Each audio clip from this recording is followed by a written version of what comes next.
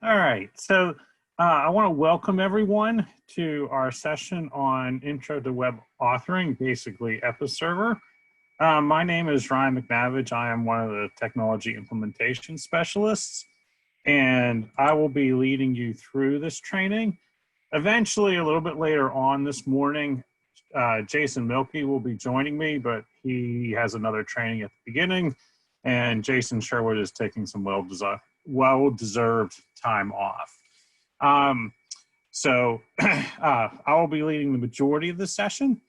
Jason Milkey will be coming in a little bit later on to help man the chat window so that your any questions get answered. You might have seen when a few moments ago that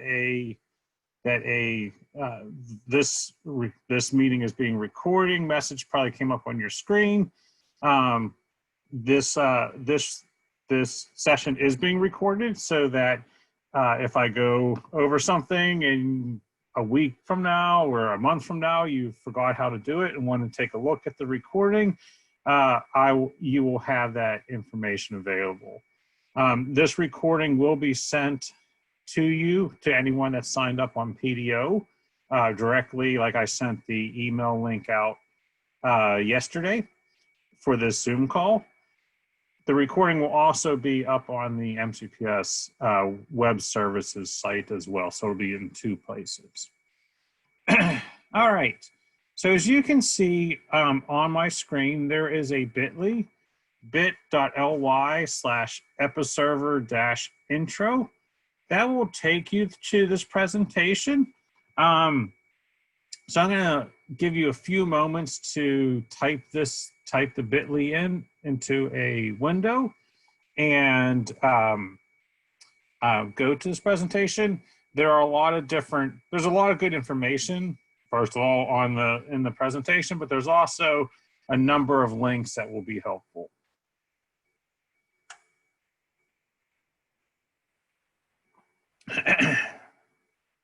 One of the things with there is not going to be an attendance form. Basically, if you are a participant, we will be, during this presentation, we will be using the participant list to put your attendance into PDO. So you won't have to fill out an attendance form.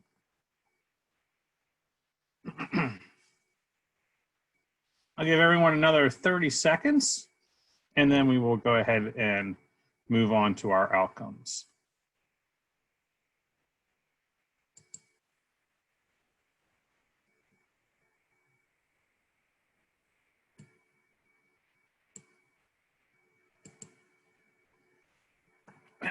Okay, and if you weren't able to open up the presentation, I will also, after I'm done today, after we're done recording the session, when I send out that email of the recording, I'll also send out the link to this presentation if you weren't able to open it up for some reason. All right, so we're going to go ahead and talk about our outcomes, what we're going to be learning today. And basically, the big outcome is you're going to learn how to use Episerver. And this is an intro class. You're not going to know all the ins and outs, but you will be able to know enough to get you started and to do the most common things, such as adding text, adding links, adding images, things like that. Okay. Before we get there, though, we'll talk. If you took any of our Intro to Tron classes, we always start with some best practices for writing for the web and some MCPS policies. So for about the first 20 or 30 minutes, for some of you, this is probably going to be repeat information, but we can't assume that everyone has gotten that information. So for about the first 20 or 30 minutes, we will be talking about some of the best practices and for writing for the web and some MCPS web policies and such.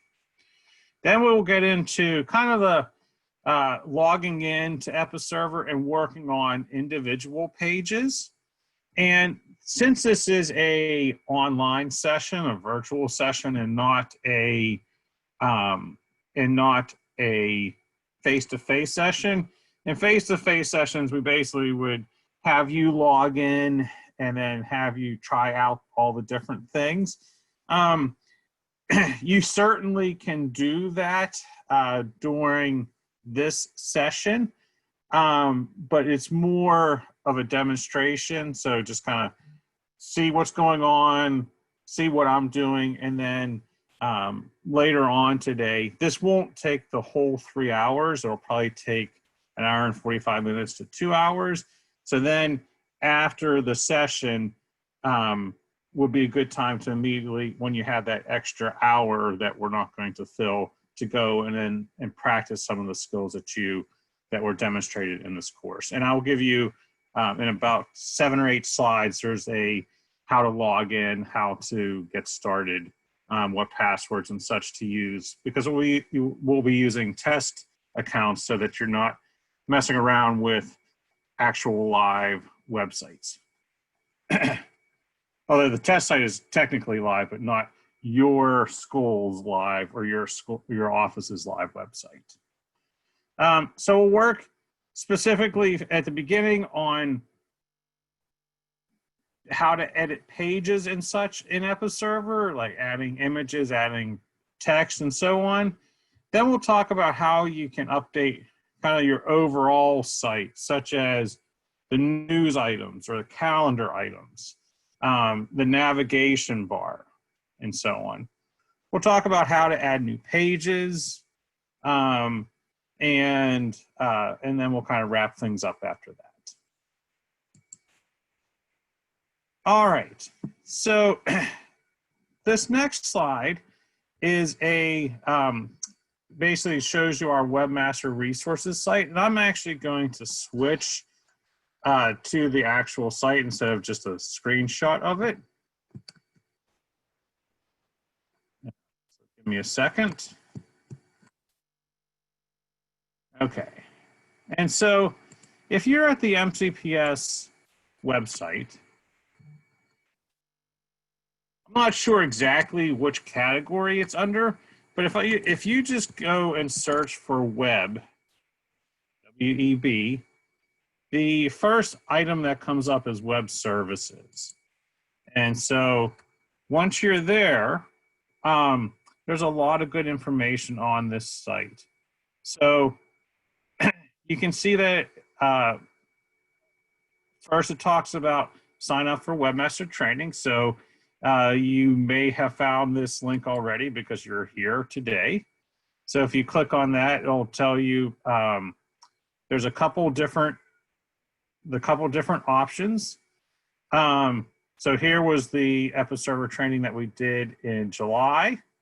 So there will be, this one will get probably replaced with the one we do today, but this is where you can find our recording as well. There's a self-paced course for Episerver. You don't need the self-paced course for Tron since you are here for Episerver. And you can see that there are some of the updated training dates. We haven't set our fall schedule out.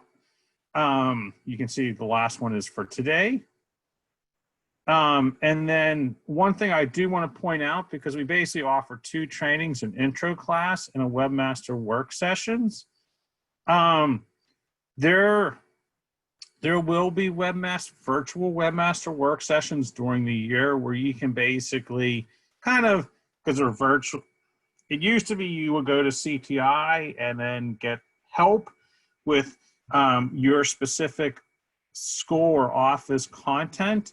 What they're going to do is basically set up kind of appointments, virtual appointments, so that you basically get 20 or 30 minutes with a web producer. So there isn't anything yet here under Webmaster Work Sessions, but you'll probably want to check that because there will be times that you will have to get additional help for your web page. Okay. One other thing, the on the support and training. So this self-paced Episerver course, I will probably say Epicenter as many times as I say Episerver today. I apologize that for some reason I just keep switching them. But basically this self-paced course, all the things that I'm going to be talking about today, adding links, updating your navigation bar, and so on, are in this course. And basically, each page of this course will have the written directions, we'll have a little screencast of how to do the item, and then there's also a simulation that you can walk through where you basically click and actually do the task. So I would highly recommend, even though you're taking this in person or virtual course, to also sign up for the self-paced Episerver course, because it's a great resource repository. Okay, so there's also there are also step-by-step instructions for Episerver. So as I mentioned, today is a introductory class, and so if you wanted to learn more things that we don't go over today, such as maybe like how to embed a Google map, or maybe how to add a Twitter feed and so on, those things can be found in this section here, this Episerver help documentation. Okay. Couple other things on this on the web services site. One of the more important things under this "How do I" section at the bottom is become a webmaster. So today, I'm going to give you test accounts that you can use, but if you don't have your MCPS webmaster account yet, you would want to come here to this how do I become a webmaster. And there is a form that basically you would need to print out or download, fill out, and then basically have your principal sign it virtually and then send it in. And then basically that's the process of getting your webmaster account set up. People always ask me how many webmasters can be at a school or office. You can definitely have, schools generally have multiple webmasters, because what if if you only have one and that person's sick or goes on leave for a couple of weeks, then you're kind of in trouble with getting your site updated. So a general rule of thumb is probably 2 or 3. Probably don't want to have more than 7 or 8. Sometimes too many people can be problematic as well. But it's definitely recommended to have more than one webmaster at your school. And a lot of times schools will be like, generally the webmasters will know how to do everything on the site, but generally it might be, the first webmaster is responsible for these sections and the other webmaster is responsible for some other sections, so that you're not overwriting the other person's information. All right, I'm going to go back to the web services site, and I want to show one more thing. There is this rules and regulations section. So you can see, and actually I think I'm jumping about 5 slides on the presentation. So when we get to that slide, we'll just skip it. But you can see there's a standards, regulations, and best practices. And when I click on that, okay, so you can see that there are several different things on this when I click on this page. So you can see the first one is the regulation on the use of the MCPS web. So the MCPS web regulation.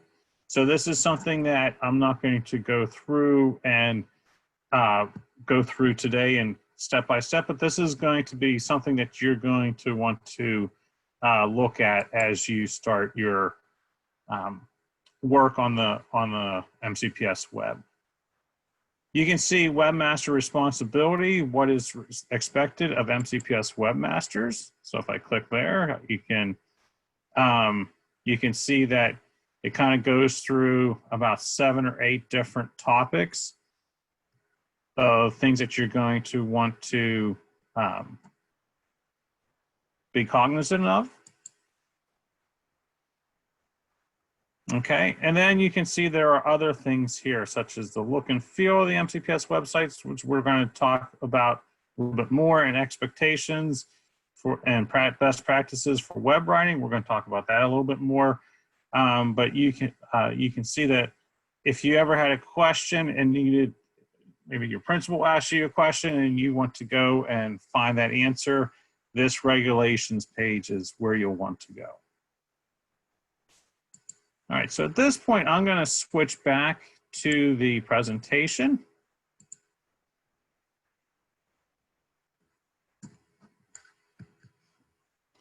And now we'll talk a little bit about Episerver and what it is. So Episerver, just like Tron, if you used Tron in the past, is a content management system. Basically, it's a big database that organizes web content. Before there was Tron, Episerver, before there was Tron, if you've been doing the webmaster thing for a while, you might have used Dreamweaver or Front Page or any number of web authoring tools where basically not only were you managing the content, but you also had to come up with the design and everything. Episerver has a layout for your school already built in. So basically, you just need to focus on how to add, modify, and remove content from your website. The look and feel is already set, so you don't have to worry so much about the layout. You just really need to update the content on the page. So it makes it a lot easier for people with less experience, because you have, as you know, as you're fully aware, you have other roles and responsibility at your school. Okay. One of the nice things about the content management system is it allows you to reorganize, or it lets you reuse information for multiple times. So like the banner, the navigation page at the top or on the side of your screen. That's basically an item that's in the content management system. So if you update it on one page, all the other 30 pages of your website, that banner is going to be updated. I'm sorry, that navigation pane is going to be updated. Same with pictures. If you upload a picture into the Episerver asset library, you can use it in multiple places. Okay. All right.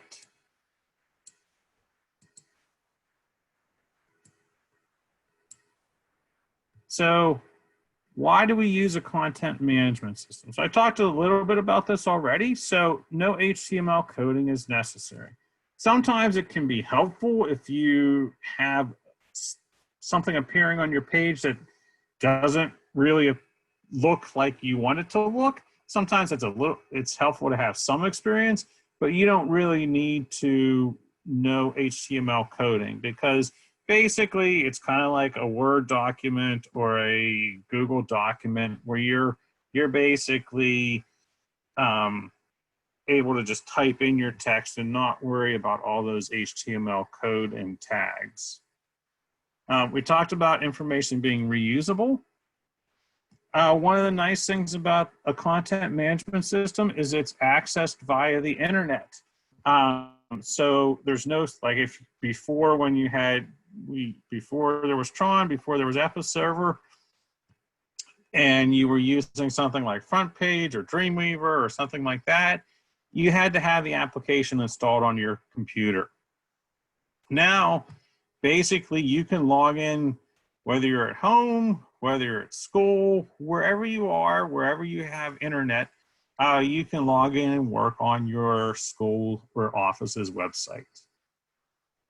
And the biggest thing is you don't need to know how to be a web designer. You don't need to know how to make banners and how to make the navigation structure.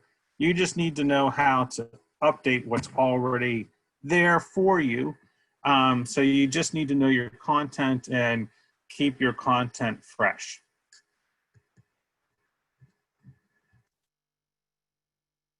All right. So I'm not going to spend too much time on the CMS terminology because once we get into actually once I get into the demonstration, a lot of this stuff I will start using more readily at that point. But there are some things. So the navigation pane, that's going to be basically on our left side, and that's basically how you go from page to page. So if I wanted to work on the About page, and then I wanted to work on the PTA page, you would use the navigation pane to move between pages. The assets pane, the navigation pane is on your left, the asset pane will be on your right, and it basically is just that. It's where if you upload documents or images, that's where you're going to find them to use on your pages. So templates, a template is basically something that gets used over and over again. So things like there are templates for news items, there are templates for calendar items. It's basically things that are going to get used over and over again. Your content block is basically where you're going to, on your page of the web page that you're working on, that's where you're going to enter and update your information. So if you need to add images to a page or you want to add some links to a page, you're going to add them into the content block of that page. Assets, those will be images, documents that you upload. And then menu items would just be items that are on a navigation menu. So, you know, a lot of schools that might have like departments would be a menu item, or about our staff would be a menu item, things like that. Maybe principal's corner or principal page, those would be all menu items. So places that you would go to when you clicked on a menu. All right, so you can see that there are lots of different content types or content blocks. Basically, each thing that you're going to be doing in Episerver has a different type of content block. So there's going to be a hero carousel content block. That's basically your main page's slideshow. If you're doing, putting a Twitter feed, there will be a Twitter, that's basically an HTML content block. There are also things such as your calendar items, your news items, and your menus are all different content blocks or content types. All right, so we talked a little bit about this when we were on the regulation page and on some of the other pages, but what is your role of the webmaster? As I mentioned, you're not designing the look and feel of your web page. You're basically just managing the information. So a lot of times people are going to say, we need to have, we need to have information about getting back to school on our web page. And they might send you some some documents, they might send you some text. You have to figure out where that goes on the website and how to best present it. So basically that's kind of your role. You want to keep your content fresh. You know, it's no one likes to see a page under construction banner on a page for, well, basically at any point, or if they're looking at a page and they see that we'll say, I don't know, the picture of the second grade team is from 2 years ago. No one likes to see that. So you want to make sure that your information on your web pages is current and updated regularly. It's better to have a small site of 10 or 15 pages that's updated regularly than having a really large site where some of the pages never get updated and maybe 2 or 3 years since the last time they were updated. Okay. Obviously, you want to make sure that your site meets web regulations, any of the MCPS web regulations, and that you're following best practices and so on. All right. So kind of continuing on that last page, you are basically communicating. It's basically, you know, sometimes some schools, their web page is used as essentially a newsletter to the public. So you're communicating information about your school to a number of different audiences. Obviously the students and their parents, staff as well, and then just in general, the larger community of the community of the school, the neighborhood of the school, and also for prospective students, maybe students that are families that are moving into the area. Okay. One of the things that is really important to kind of keep in mind, generally less is more. People aren't going to want to read a really long 7 or 8 paragraph text. Really, they're going to look at maybe the first paragraph and then move on. So as you can see, it says people don't really read online, they scan. So keeping things short, bulleting lists, making it a chart, those type of things as well. And I've already talked about keeping your information up to date and accurate. So no need to talk about that again. All right. So, there we go. Some things that are critical for a successful website.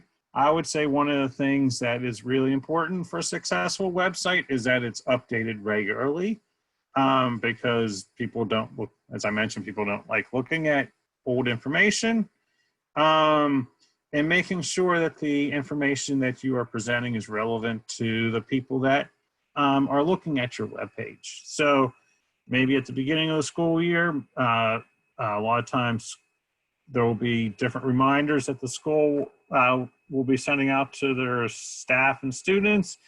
So it might be school supplies and so on. Or in this day of online virtual schooling, maybe information about where, if students need Chromebooks, or if teachers need to get a document camera, where they can find that information.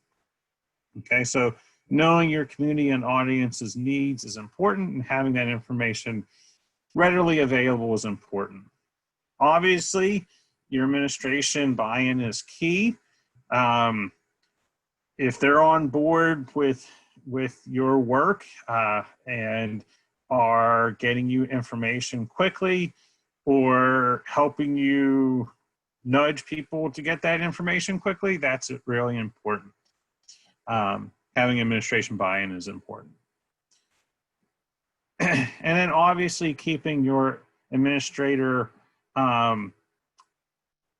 current as to what is going on. So basically keeping your administrator, him or her, updated on your progress with the website and what you've done and what you are hoping to do. So that's important. So maybe, you know, once a month, sending your administrator an update on things that you've done on the website, just so that they know what is going on and that they are kept in the loop. All right. So tips to improve web writing. As I mentioned, keeping it short and simple. Using simple short words is always important. Avoid jargon. You know, MCPS has a lot of acronyms that students or parents may not know. So if you're talking about Eureka Math or one of the new curriculums, you might want to spell that out a little bit more so that it's more understandable to your parent, to the parents, to your audience. Write in a conversational manner. As I mentioned, use bulleted lists, keep things simple, keep things, you know, more scannable. And the last item that says chunk content, one idea for paragraphs, just kind of making your page more readily readable and scannable by your audience.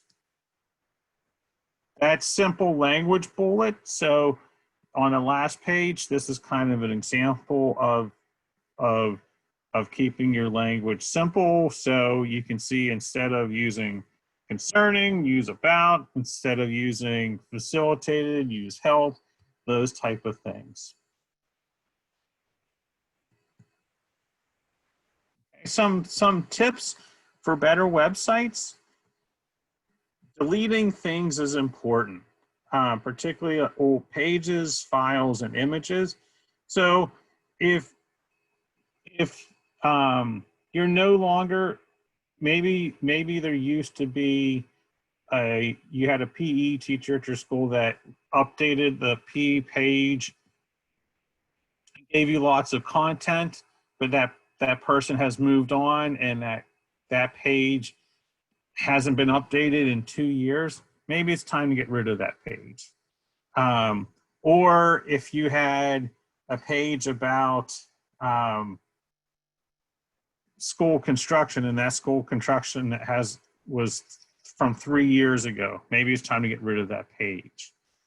The other thing, getting rid of files and images is important, because it's never really good to have, you know, multiple versions of the same image. So, you know, staff picture 2018, staff picture 2019, staff picture 2020. Get rid of those old ones, so that you're not getting confused and possibly inserting the wrong picture on a page. Okay, we've talked about keeping it simple several times. That also includes flashy graphics or scrolling headlines. Just simple text, simple images is always better, particularly on a school website, than something that's flashy. Okay. We've talked about critical information, easy to scan several times. Avoid redundancies. Some of that's okay. You know, if you are talking about school supplies and you have that in your news items, and then you have also a page dedicated to school supplies, I think that's okay, but you probably don't want to have 4 or 5 pages that talk about school supplies. The keeping consistent look and tone, a lot of that's already done for you with how your template, your school page's template is designed. But even within the page, like if you're always on one page, you're using header 3, and on another page, you're using a header 2, and on the other page, you're using a header 4, that kind of can be confusing to the people looking at your page. So just, you know, if you have titles on your pages, maybe always use the same heading for all of your titles. And then if you have subtitles, always use the same type of heading for those as well. And the last thing, copying and pasting can always be problematic. There is an option if you when you right click to paste, there's a paste as plain text, and that's always usually the preferred method when pasting into Episerver. As you know, it could take, if you just paste regularly, it could take the formatting style, and it could be hard to get rid of once it's in Episerver. So pasting as plain text is always recommended. All right. So on the MCPS website, there is on one of those on the web regulation page, there is a 508 compliance. So basically accessibility, and one of the accessibility for websites. So one of the fortunately, using Episerver, a lot of that's already built in. You don't have to really worry about that too much. But some of the things that is important is you can see that having the right amount of contrast is always is important. So you don't want to have like white lettering on a yellow background if you're bringing in a picture, because that wouldn't be enough contrast. Maybe black lettering on a yellow background would be better. Always making sure that you have, when you bring in pictures, that they have the alt tag. So when someone uses a screen reader and hover over a picture, they can see the title of what that picture is, what the content of that picture is. We'll talk more about some of the accessibility items when we get into making pages and bringing in pictures and such. But there is, you can see there is a link to the 508 compliance for MCPS websites on this page. All right, so some of the requirements, and if you remember on the MCPS web services site, there were 2 links: requirements for school sites, requirements for non-school sites. Fortunately, a lot of this stuff is already built in to your template in Episerver. So you can see at the bottom, like schools must include a calendar, MCPS link, school hours, and staff directory. Fortunately, all that stuff is already built in. It's really just your responsibility to keep that updated. So the school hours and contact information, if your school gets a new phone number, that's important to keep updated, for you to update. Calendar, the MCPS events will already be on there. So like the first day of school will already be on the calendar, but keeping your calendar up to date with when back to school night is, and how the information about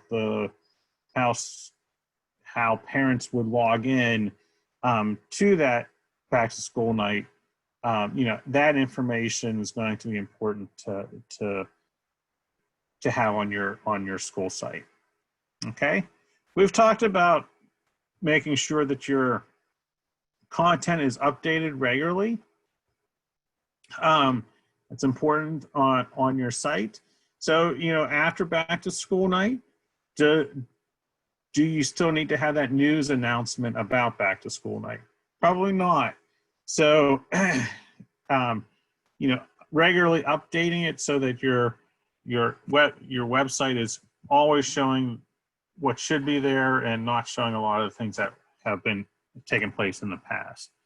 A lot of times people will set aside a regular time in their weekly schedule or their every other week schedule to review and to update their school's website.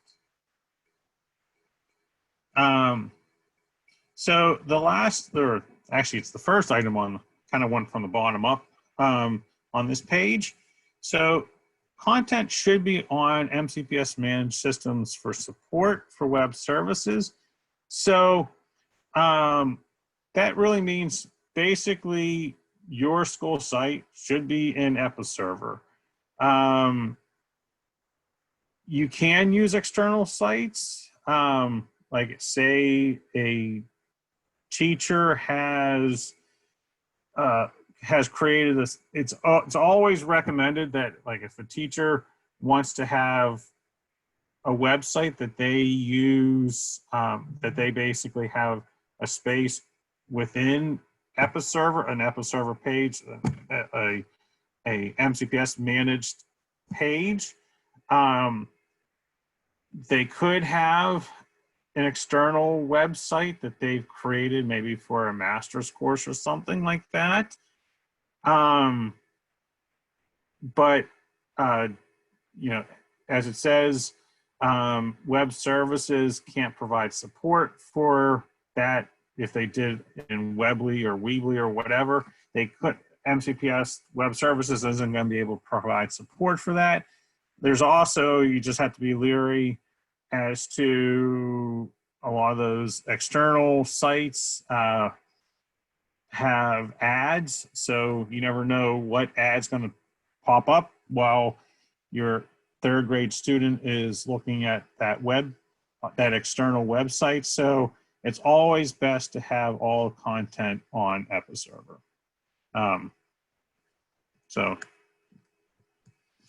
All right. So the the requirements for the non-school site are very similar. So you can see that whole content should be on MCPS managed systems. Just like for the school sites, you want to make sure everything is updated periodically, reviewed and updated periodically. Must be in the official MCPS template. If you're here in this Episerver course, it's going to be that. So, and then must include basically the contact information and staff directory. Now, with the staff directory, I'm going to actually just escape out and go back to the MCPS web services page.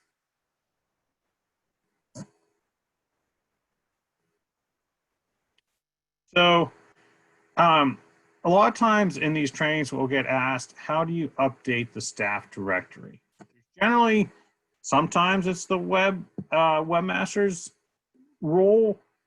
There are two different tasks. A lot of times it's managed by one of the front office secretaries. But you can see that on the web services page, that main page, that first page that you go to, under the how do I, it says update the staff directory. And if you click on that, this will be all the information with how to do that and how to basically go to the areas where you would update the staff directory. So all that information is on this page.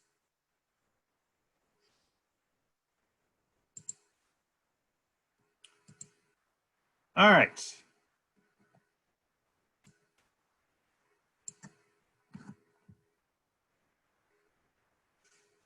All right, so we've already talked about the MCPS web regulations, and we were just on that site. So I'm going to skip over this page. And so later on today, you can, as I mentioned, so I'm going to be demonstrating how to do all the different tasks. But later on today, so that we'll probably be all wrapped up by about 11 o'clock, somewhere around 11 o'clock. So that last hour that the training was supposed to be from 11 to 12, I would highly recommend basically clicking on this link to log in to Episerver, to the training website, and to basically use one of the test accounts. So I think we have 35 or 40. So you can see it says test 1, and then your password for test 1 would be password 1 with a capital P and the and sign for the A.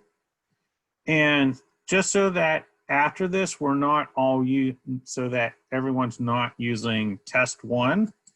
Let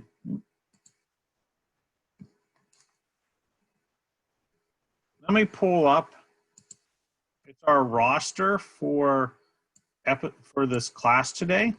So I can see like Russell, he is first on the roster.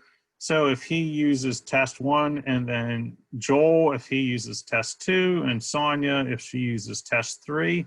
So I'm going to just, let me zoom in just a little bit.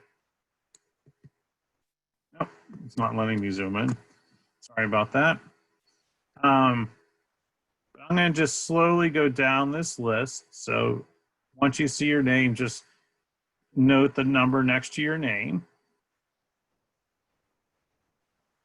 And just use that test account.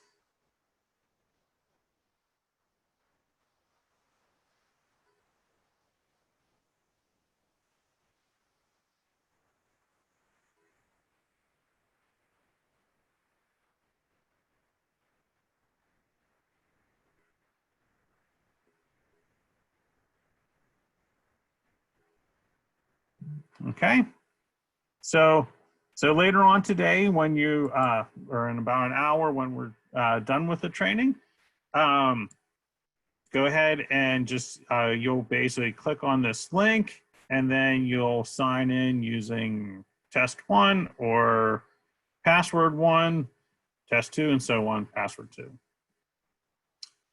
All right, so I'm going to switch over to Episerver now, to the test training account. And you can see that basically each of the next slides of our presentation talk about logging in and editing, working with text, adding links, and so on. I'm going to just do all of that from within Episerver. Basically, just know that you can always refer back to that presentation. It has some good tips and tricks on each of those pages, like working with text and working with links and so on. All right, so I'm already logged in. I logged in already. So it's just a standard login screen. And this is basically kind of what you're going to see when you log in. You can see it basically took me to the MCPS webpage,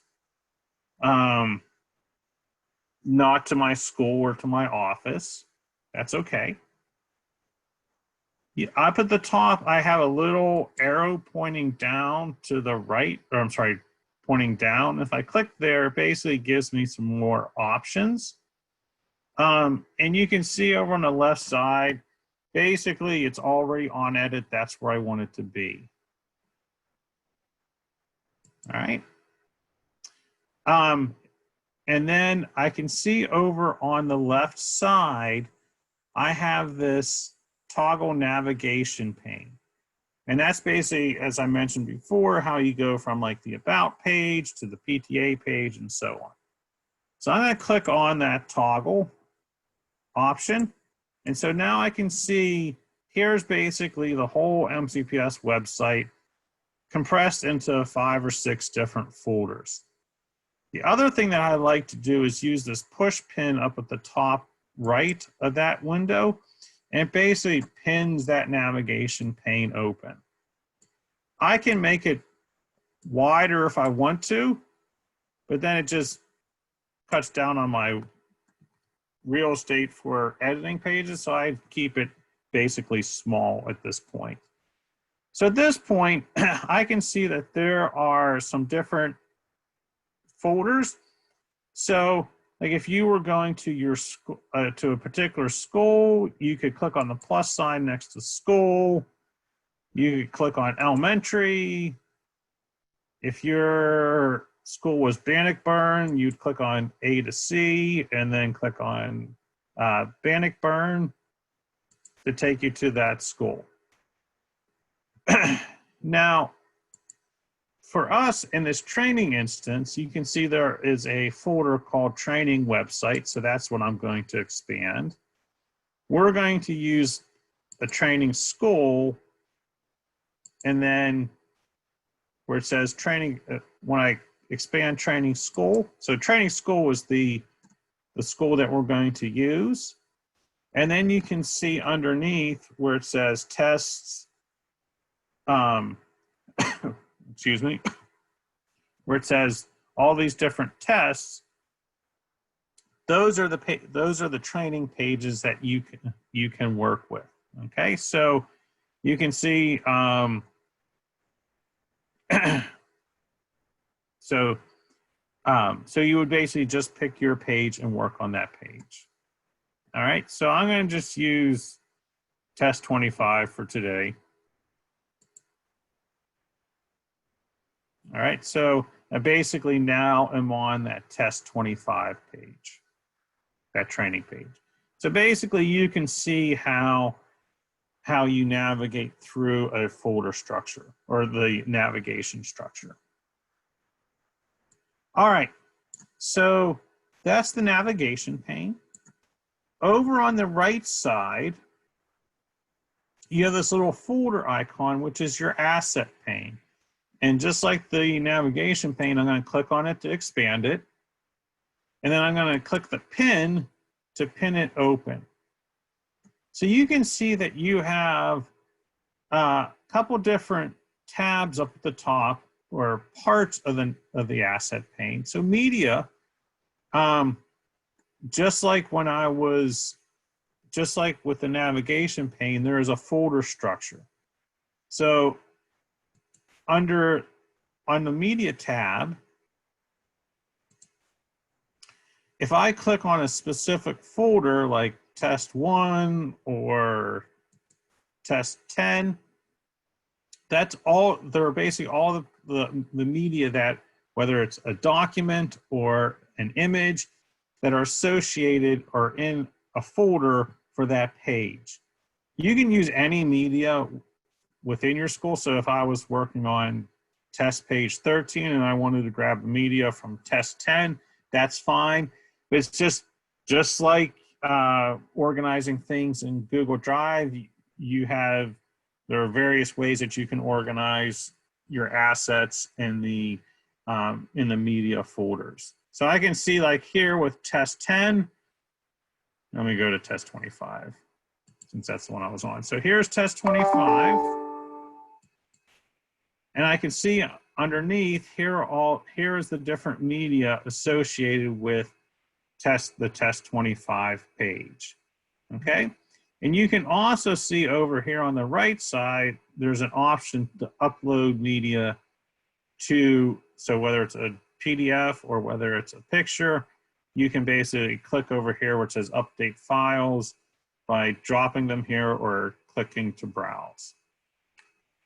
There's also a blocks area. Okay, so if I go to test 25 or one of the other pages, I think it was on test 18 before, I can see that here are some of the different content blocks. So here is the hero carousel, basically the slideshow that's on the top of that page. And then there's also a quick links, which is basically this yellowish navigation pane on the left side. Okay, so that's basically where you would update those specific things. So if I wanted to update the slideshow on the page, I would basically update this hero content block, hero carousel content block. If I want to update the quick links navigation, I would update this quick links area. All right, so that's the asset pane.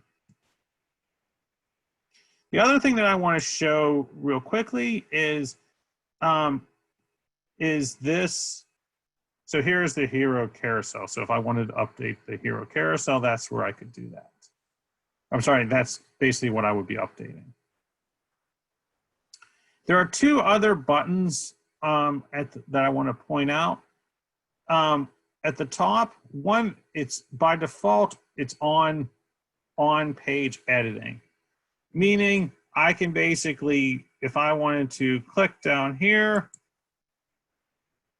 and start editing something, I could. There is also this all properties tab,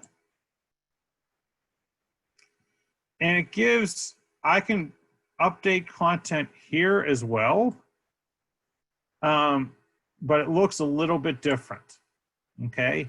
It's basically getting rid of a lot of that extra information. All right, so either way works.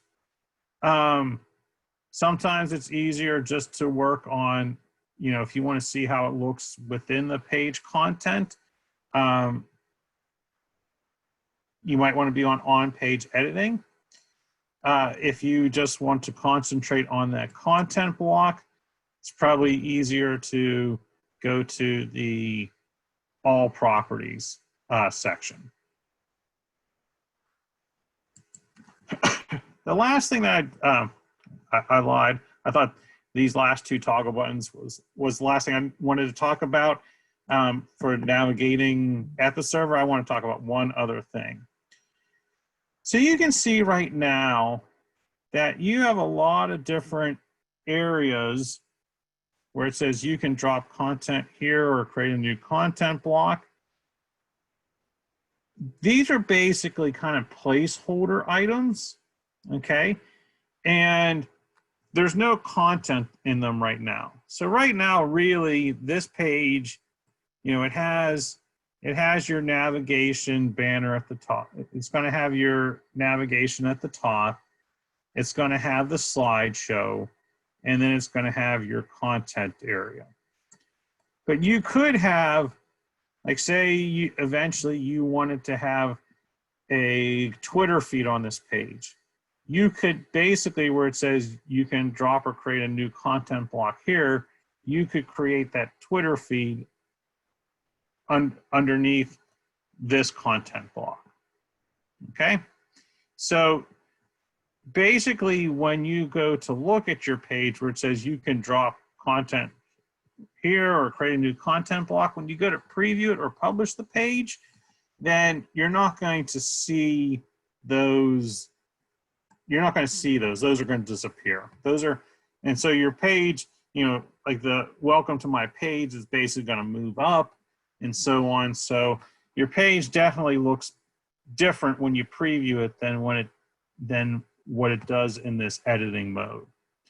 So I can see up at the top left, I have this little, says toggle on toggle preview mode. And if I click there, it basically is going to show me what the page looks without all that extra stuff.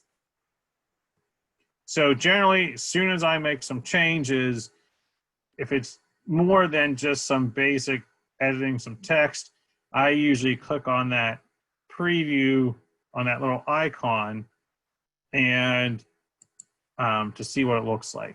And then once again, you basically click on it again to toggle it off. Okay. All right. So at this point, I'm going to go ahead and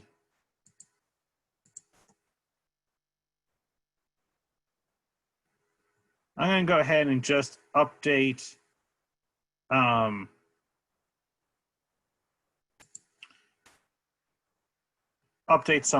text.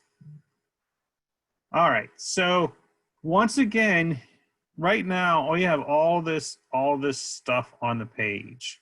Okay, so welcome to my page. Here's where I can enter additional text and so on. So I could just click on this page somewhere and start typing in my new text. I can also, as I mentioned, in the All Properties tab, if I go there, it's a little, I find it sometimes a little bit easier to work on this page. And the first thing I'm going to do, so if you need to get rid of old content, it's just going to be like if you were getting rid of content on a Word document or on a Google document, I'm going to just highlight it and delete. And that page is gone. Or sorry, that content is gone.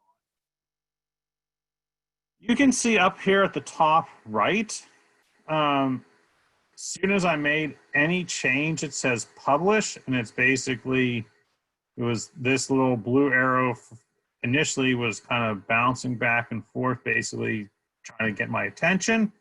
So you can see basically anytime you make changes, it's asking, do you want to publish it? Okay. So,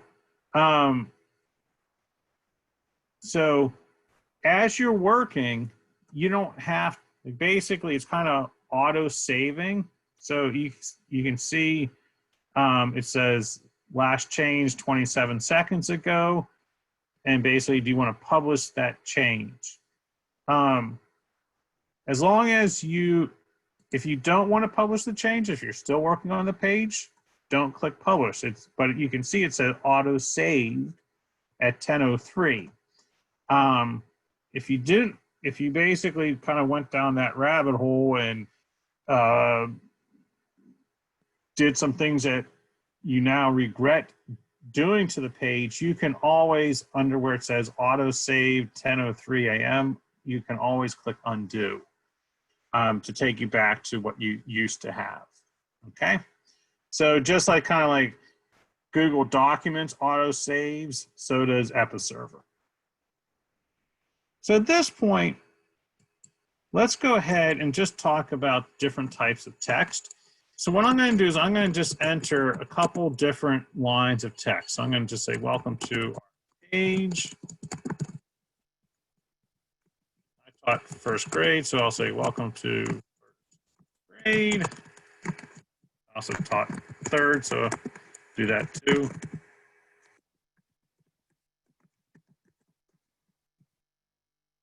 We are glad you are here. Two more lines. School starts. I can't remember when it starts. August. We'll say 28. I know that's not right, but.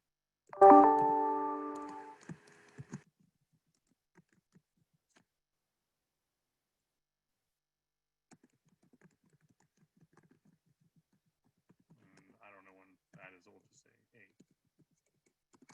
All right. So you can see that basically by default, if you just start typing in your text, it's going to just type it in its paragraph form. The other thing that you can do is you can always, if you are trying to copy and paste text from a website or from maybe a Google document, you can always do that. So I just highlighted some text. I'm going to say copy. I'm going to go back to Episerver.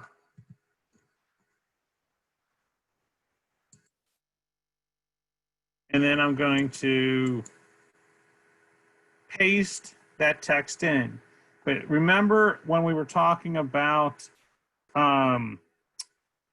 working with text, that you're going to want to paste anything that you bring in as plain text. Okay, so it doesn't take any unwanted formatting with it. All right. Give me 1 second here. Jason Milkey just joined us, one of the other instructors. So I'm just making him a co-host. So Jason just turned his camera on for just a second and he waved to you. So he is here as well, and he'll be kind of manning the Q&A and such. So as we go along and kind of interjecting when needed. All right, so we basically have a bunch of text now on our page. And so you can see that when you have text, you have some text editing options from your toolbar. So I can make this bold or italic.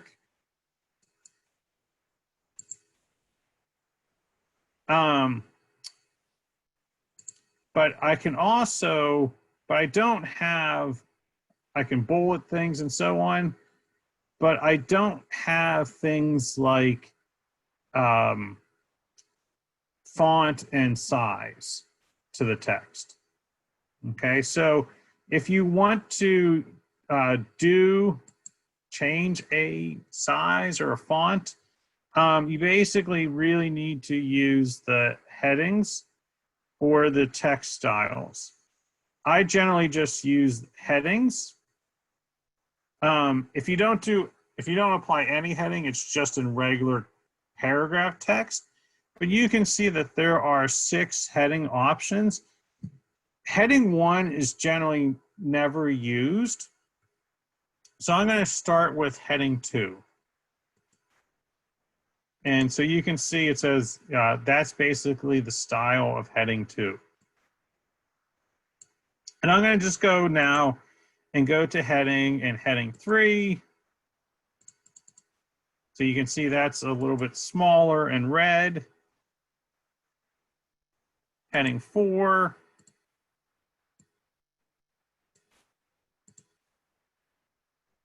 Heading 5. And then heading 6. All right, so you can see all the different types of headings that you can bring in. So basically, you really have 6 different options for how your text is going to look. Because it's these 5 and just that plain text as well. And this really helps contribute to that kind of that unified look and feel for your page. And so it kind of keeps your page limiting the text keeps your page, gives it a more unified, more consistent look. It also helps with the 508 compliance that we talked about before. All right, so one of the things that I'm going to do is I'm going to, as I mentioned, if I make a bunch of changes, I usually preview. So I'm going to just go ahead and click on the preview icon. And so you can see that what it looks like once you are done once you are in preview mode. You will notice that I think one of them used to be red, and now it's blue in preview mode. So there are some changes when you go from working with your text. Yeah, Welcome to First Grade was red when I was working on it, but then when I previewed it, it's in blue. So just kind of keep some things and keeping in mind that until you're actually previewing it, some things might look slightly different. If you're ready to publish your changes, you can always go up to the Publish button and click Publish. Okay, so I have my text at this point. All right, so that's basically working with text. There are some other options like bulleting lists and numbering lists and indenting and aligning your text, but most people are generally familiar with that. So now let's talk about making some links. Okay, so maybe you have a couple links that you want to put on a page. There are a couple of different types of links. So you could have a link to a page within your website, or you could have a link to an external site. So maybe your PTA has a page that you are linking to that they've created, and it's an external site. So that's a different type of link. You could also link to documents, which we'll talk about. And you could also have an email link if you wanted to. So, you know, if you have questions, please contact Ryan McNavage, and you could link to a person's email. So we'll talk about all those different types of link. We'll talk about the linking within a site, linking externally first. So we'll just say, go to test page 3. All right, so just a real simple link. We're going to go to test page 3 within this practice site. And we'll say, go the PTA page. Probably look a lot like just Google. And then we'll just say email Ryan McNavage. Okay. Actually, we'll do the last one too. Read our monthly newsletter. So this would basically be a PDF document. So we're going to talk about these 4 different types of linking. All right, so the first thing I'm going to do is where it says go to test page 3. I highlighted it. That's always the best thing to do before you click on the link tool. Basically, whatever you want to be the link, highlight it. So if I just wanted test page 3 to be the link, I would just highlight that verbiage. So now if I click on the link tool, link title, for every reason, never shows the link title, but basically that's what you highlighted. Where it says open in, you could have it open the link in a new window. Generally, if you're staying within your site, so if you're staying within your school or your office, don't have it open in a new window. If it's going someplace external, or if it's opening up a PDF like the newsletter, you probably want to have it open in a new window. So because we're just going to go to another page, I'm not going to switch that to anything. And then you have different options. Page, which would be another page on your site. Media, so if you wanted it to open directly go like to open a newsletter, you would use media. And then there's also email, which we'll talk about. External link would be that going to the PTA page, which is an external site. And then anchor, which would basically be a bookmark further down on your page. So for page, I can see there's a ... So I'm going to click there. And once again, I'm brought to that navigation structure. So we're going to go to the training website and training school. And I can't remember which test page I said I was going to go to. I think it was test page 3. So we'll click on that and say, okay.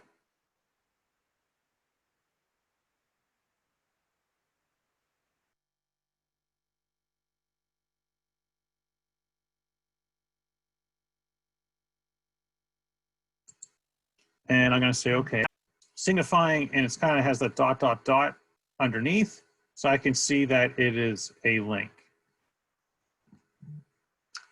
All right, so let's talk about if you were going to an external site. So we'll say the PTA page is an external site.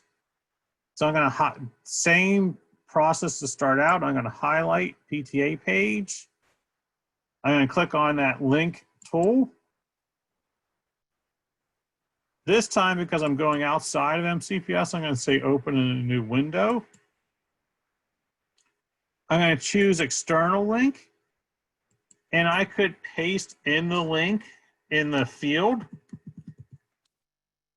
I'm actually just going to type in google.com because I don't have a external PTA page handy.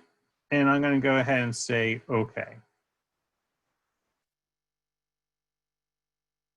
All right, so it's that easy to put in an external link. So if you want to email someone, same process.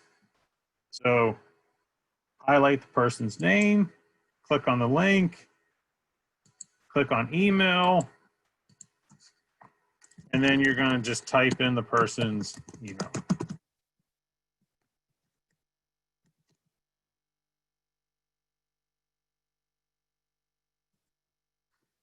All right. So those are basically creating links. We have one more to go, which is the read our monthly newsletter. So the first thing that you want to do when for basically if this is linking to a PDF, probably you don't have the PDF already uploaded to your into Episerver. So the first thing that I'm going to do is I'm going to go to I'm going to go to my asset panel. I'm going to click on media, and I'm going to basically click on upload files by dropping them here or clicking to browse. So I basically need to upload my PDF into the asset panel under the media tab that I'm going to link. So I'm going to click where it says to do so. And then I'm going to click on the plus sign in the upload files window. And so at this point,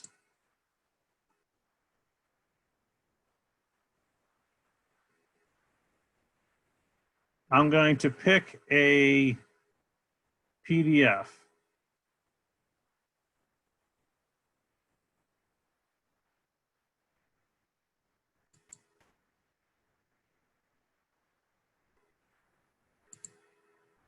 Okay, student transport modification. Sounds very exciting.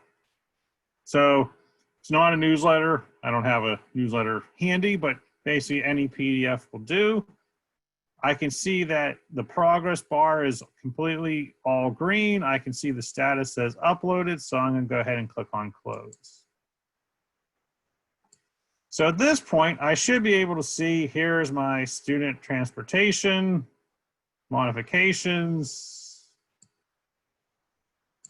and it's basically uploaded into my asset panel. So I'm going to go ahead and highlight monthly newsletter.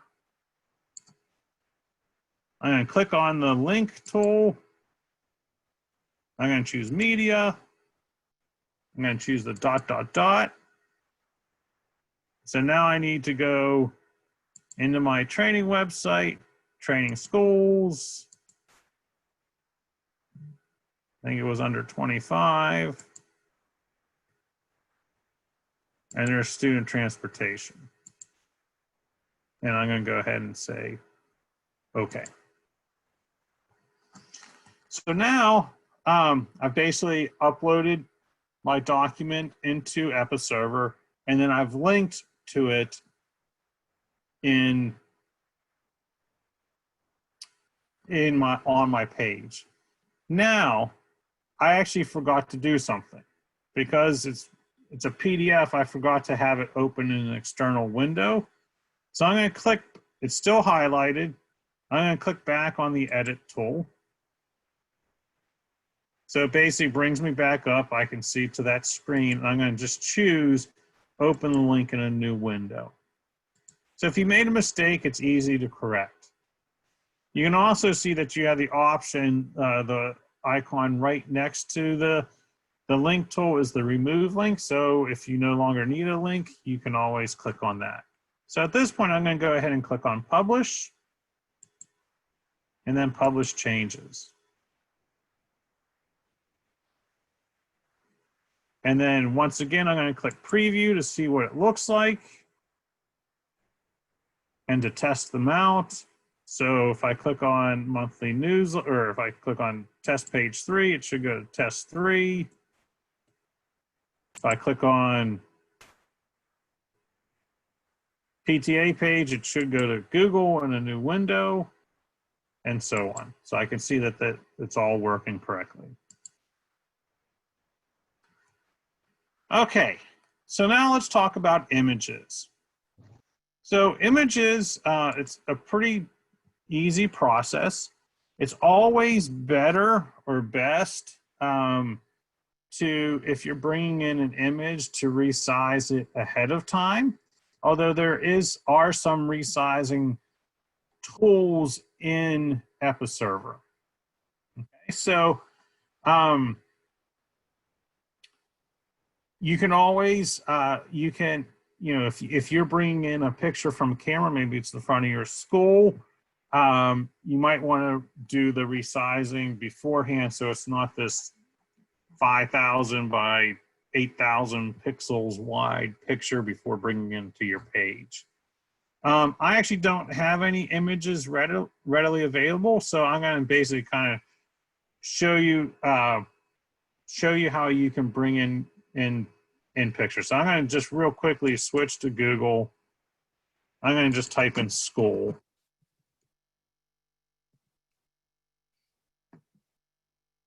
And switch to images.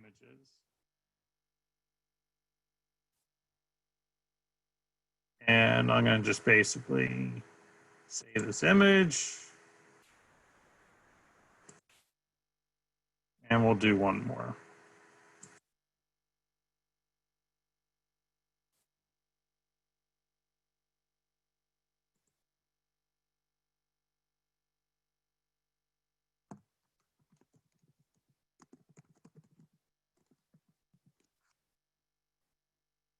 All right, so at this point, I'm going to go back to Episerver. And you can click on the Insert Edit Image. And I believe you can bring it into your page that way. Or you can do the upload it to your asset panel as well. I'm actually going to click on the Insert Edit Image. And you can see that if I'm on General, if I'm on the source, that basically, if I click there, it's going to take me to my asset panel where I select content. I also have the option to upload. So I'm going to browse for an image.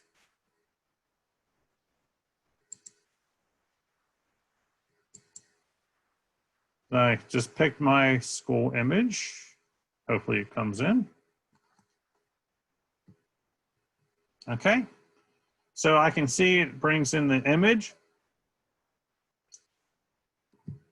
The image description, this is that 508 compliance, that alt tag that you're going to want to make sure that you put onto the image.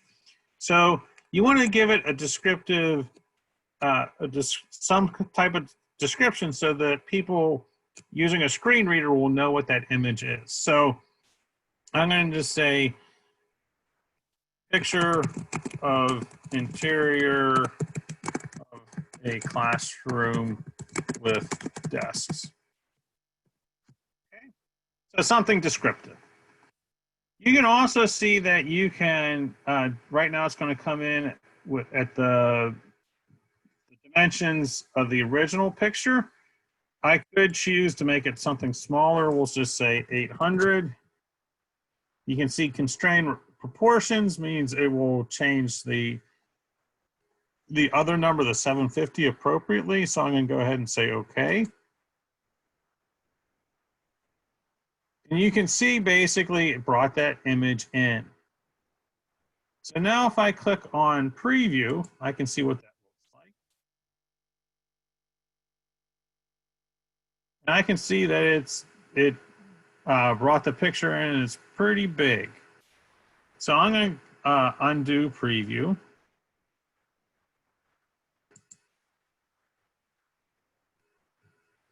Oh, there we go. Sorry, I must have clicked on something else.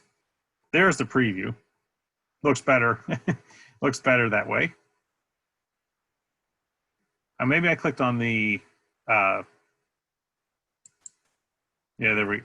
I clicked on the eyeball. Sometimes I do that by accident. The preview button, I think because preview in Google Forms is an eyeball, sometimes I just automatically click on that instead. So I'm going to toggle off of preview mode. And so basically at this point, I can see there's the picture. And if I go back, and maybe I want to make this picture a little bit smaller. If I click on it, you can see up at the top, I have two options now for that are highlighted for that image. And one of them is image editor. If I click on it, it brings up a new window. And I can see that I have some different options where I can crop the picture.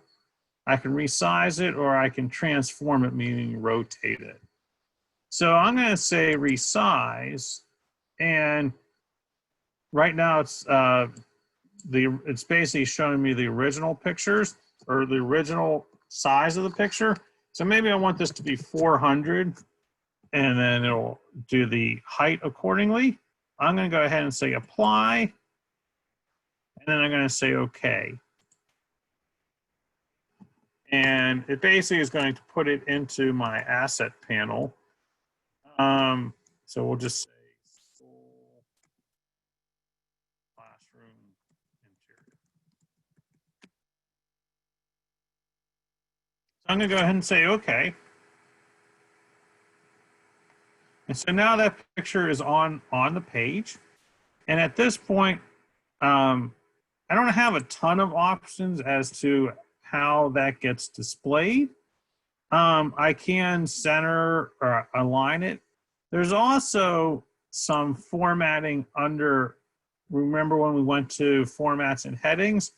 There's also some image styles where you can basically do some things like if you want to round the corner or crop it in some other way, or if you're trying to get text to the left or to the right, you can do align center or align left align.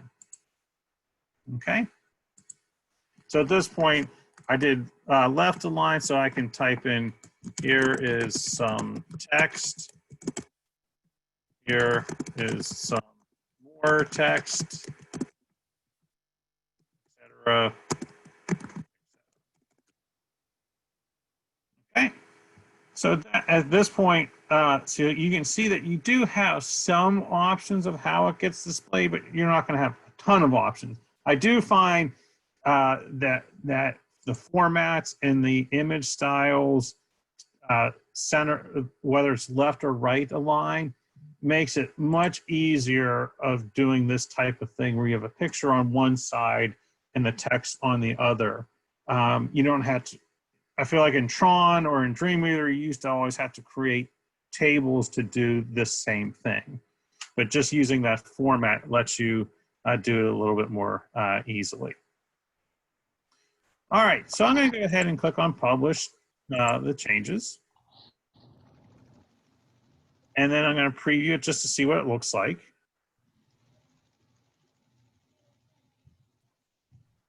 And so I clicked on the eyeball again. I keep doing that. All right, so you can see how it looks now that it is in preview mode. All right. Ryan, we had a quick question in the chat just about reviewing how to access the feature you were just using to input the information about the picture. Okay, so when you mean like the alt tag and such? And Marina, if you want to clarify, is that what you're looking for, the alt tags for the pictures? Just let us know in the chat real quick to see. If you just want to see some of what you were just doing, if you could review some of the buttons again and so forth to do the alt tag. Yep. Okay. So when I first when you first bring in the picture, you select that insert edit image. And so if I'm going to bring in something from my asset library, I would just stay on the general tab and click this little folder magnifying glass icon. If I'm bringing in a new image, I would click on upload and say browse for an image. Okay, I think this was the first one I picked.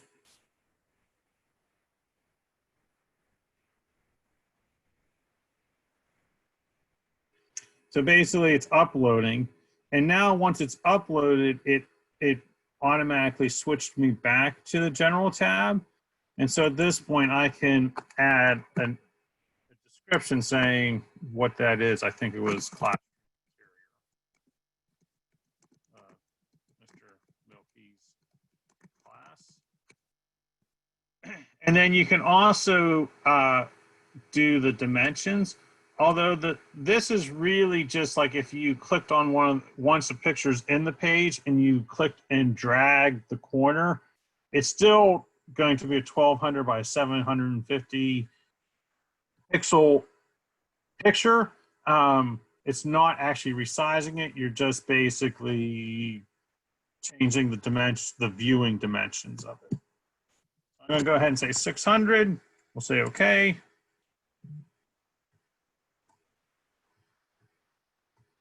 Okay, and there is my picture. All right, so let's go ahead and publish changes. Okay, so looking at our list of tasks, those are basically some of the main tasks that you're going to do on a page, where it's editing content, editing or working with text, creating links, and updating and bringing in pictures. One other little side note. So over here on the right side, you can see in my asset panel, if you have that instance where maybe you have, your web services brought all of your stuff, transferred all of your stuff from Tron over to Episerver, and you have staff pictures, 8 staff pictures, and you need to get rid of all of them. So you would go, if you need to get rid of content, uh-oh, my mouse just stopped working. If you need to get rid of content or different media assets, you can basically see, if I hover over an asset, so this book basket correct JPEG, if I click on the little 3 dashes, I can move that image or that asset to the trash. Okay? So, so know that that's how you can do some of the editing and deleting of unwanted content. Generally, anytime you're anywhere in Episerver, whether you're looking at a page, a news item, a calendar item, it's going to have that 3 dashed icon. And if you click on it, you will always be able to then click on move to trash or delete. All right. So let's go ahead now and talk about some of the things for specifically for your whole website. So like the news items, calendar items, the menu, and so on. So at this point, I'm going to switch to the training school page. Actually, I really honestly didn't need to do that, but I just wanted to point out on the training school page, I can see that at the bottom or on the page, I have this upcoming events area. And right now there's no upcoming events. And then I have the news and announcement area. Okay, so we're going to talk about those 2 places first. So under the training schools, a couple places under the training schools, or a couple of folders under training school, you can see there's a calendar index and a news index. We'll start with calendar. And if I expand the calendar index, I basically see all the different calendar items that have basically we've made during these trainings. So here was one for Dr. Zeus or Jane's birthday or butterfly release. Okay, so if I click on that, if I want to get rid of any of those items, just like I talked about with the assets, you can click on that 3 dashes and then say move to trash. Okay, and it'll get rid of those items. So maybe you have items from 2 years ago that you never need to use again. Might be a good idea. One of your first tasks going into Episerver is to go to the calendar index or to the news index and get rid of all those items that you're never going to use again. Now, if you click on the 3 dots, or I'm sorry, the 3 dashes next to the calendar index, you also get an option for new page. And so this is how you create a new calendar item. So I'm going to click on new page.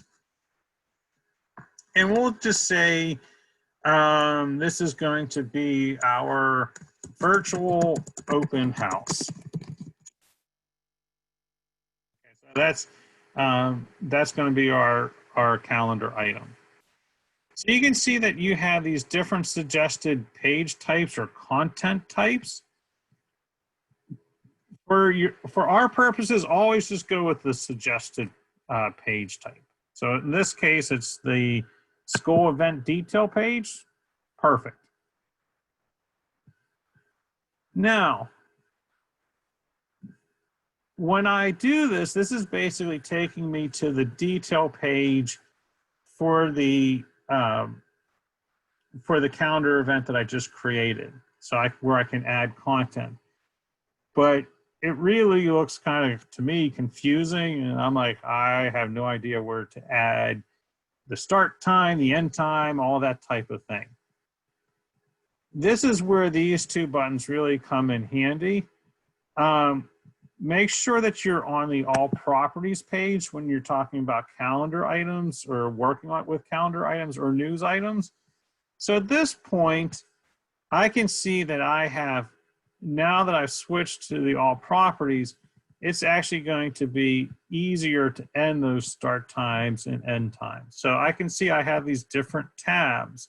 So the event, the event tab, I can set a start time. So I will say it's going to be the 25th, and we'll say it's going to be not at 3 a.m. We'll say it's going to be at 3 p.m. All right, and then I could say it's going to end at, say, 5 p.m. Okay, so then I could click on content. And so this is where you can tag it to specific content of your calendar, just like in Tron. If you're familiar with Tron, there were different tags or categories. So this is a school event. It is we'll just leave it at school event. So the title, we basically gave it a name. So that's basically what's going to be called over here on in our navigation panel. But the title is what is actually going to be displayed on the calendar event. So I'm going to just say virtual open house. Location, I'm going to say Zoom. Details to be provided in a connected. And then description, it's the same text box that you were using to edit pages. So adding text, images, documents, links is going to work the same way. So I'm going to just say details here. At this point, if I click on the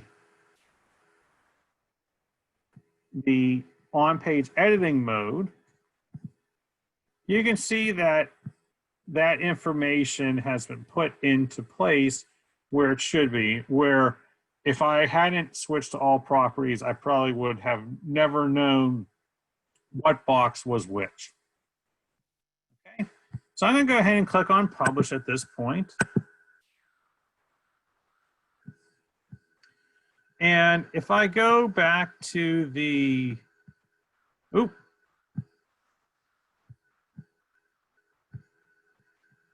kind of zoomed in here somehow. If I go back to the training page,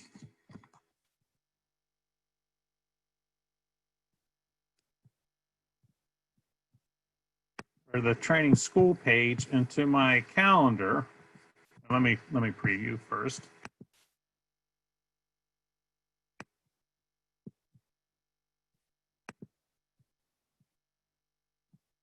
Go to my calendar, I can see there's my virtual open house. And if I click on it, there is the events of that item. All right, so I'm going to stop doing preview. And I got to figure out why my page is all zoomed in here. Browser, Zoom. If you check your address bar, the little magnifying glasses there.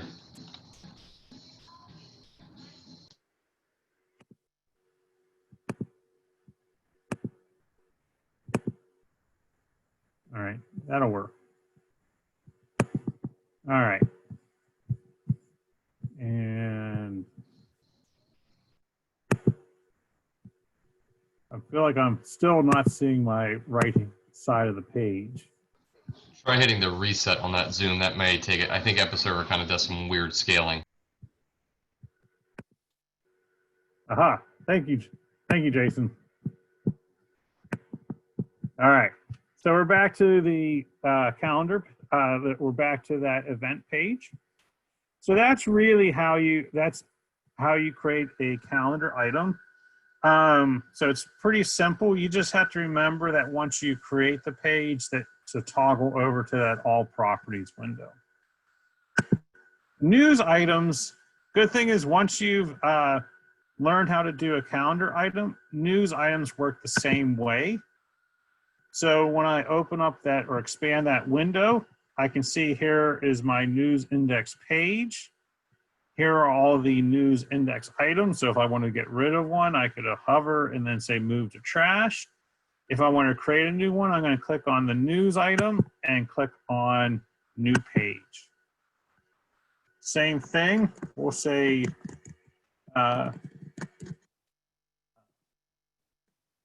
device pickup.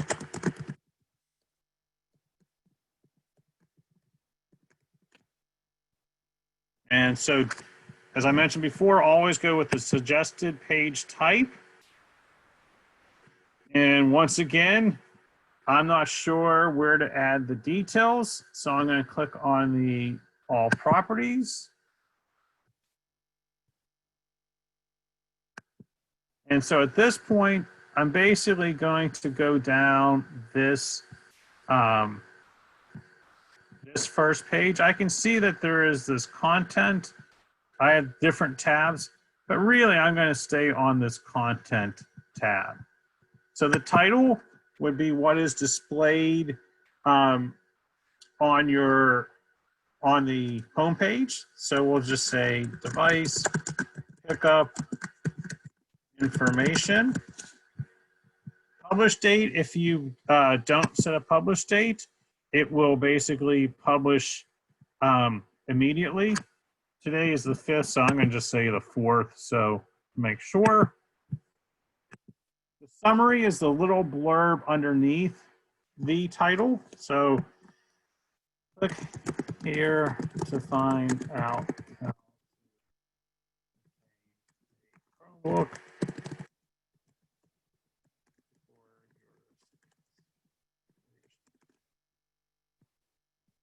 And then your main body would be the details. And one of the other thing that's important is date to remove from home page. So maybe this is something that is maybe this date to remove from, maybe this is something that you only want to have up until September 10th. And after September 10th, you no longer need this announcement. So I'm going to go ahead and put that remove date there. So by setting that, if you don't put a remove date, it will keep the news item on your page permanently. But by setting it, I don't have to remember to go and take it down manually. So I'm going to go ahead and click on Publish. And I'm going to switch back to the on-page editing mode. And you can see that it still kind of looks not great. So I'm going to go back to the training schools. I'm going to preview. And so here is my device pickup information. So here was the title. Here was the content. And then if I click on it, it'll take me to the details. So it looks a little bit better once I'm actually in the preview mode. All right. So those were news items. Those were, excuse me, news items, calendar items. So let's talk about creating a new page on in your website. So right now, if I go to training schools and click on the little 3 dashes, I get a new page. So I could create a test 30 page if I wanted to at this point. I can also do likewise if I'm on test 4 and click on the 3 dashes, I can create a new page and it will create pages underneath that test 4 page. So basically test 4 would be the parent page and then the new page would be a sub page underneath test 4. So you're basically kind of creating a folder structure. So if I click on the plus next to test 25, I can see that there are 4 or 5 pages already underneath test 25. Once again, if you click on that 3 dashed icon, you can go and say move to trash. Just be aware that when you do that, you know, if there's a page that you want to get rid of, just be aware there might be other pages that are linked to it that will get an error message. So just keep that in the back of your head. So, so basically, if I wanted to create a new page under test 25, I would go to the 3 dashes and click on new page. And we'll call this device information, device pickup information. I'm going to go ahead and say okay. And so at this point, I am basically now ready to start adding content to the page. Now, a couple things. It's kind of hard to see where you actually start adding the content in, but there is a main body block. It's basically 1 line big. And if you click there, that's where you can start adding the content to your page. You can also do what I did when I was showing you how to create text and images and links, to switch to that all properties. And then you can give it a title, so call it device up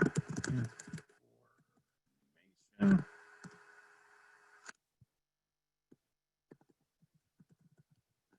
And then you can put your content about pickup here. So now when I switch back, you can, it's actually a little bit easier to see where you're going to be putting that information. All right, so at this point, I'm going to go ahead and say publish. And then I'm going to preview. So there's not much to it at this point, but basically I created a very basic page. Right now that page isn't linked anywhere. It's not linked anywhere, but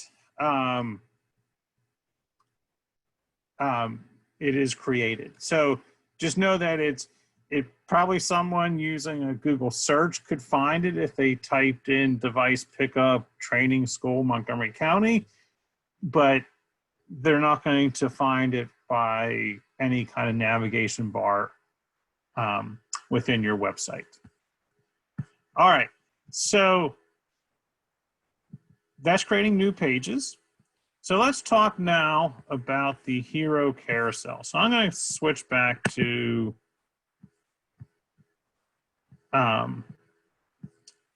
test 25. And so I can see that I have this slideshow, which is basically your hero carousel. Now, generally, schools are only going to have one hero carousel, but the way these test pages have been set up is that you all have your own hero carousel to work with, okay? Or most of them do. They all should, but I think maybe one or two are missing them. Of course, page 25 is missing it. So let me switch to another one. All right, so I just switched to test page 18. All right, so basically at this point, you can see here's the hero carousel, page 18. And you can see that there are a couple pictures rotating through. All right, and so if I want to update the hero carousel, I'm now in my asset panel, I've switched from media to blocks. And I went to the page that I want to work on. And generally, like if I would update the hero carousel here, it's going to update it for any page that's using that hero carousel on my website. It's not that way here in this training site. It should only update the hero carousel on this training site on test page 18. But in your school, you probably only have one hero carousel. So I'm going to click on the icon and I'm going to say edit. And so at this point, I can see that there are 3 slides. Okay, we had the 3 pictures that were going back, that were rotating. And you can see that if you want to get rid of one, you can remove. If you want to edit one of them, you can. Or if you want to move it up or down, slide 2 is the first one, so my only choice is to move it down. I could do that as well. So you can change the order. I always get the question, how many slides or how many pictures can you have in the hero carousel? You could have, I don't think there is a limit.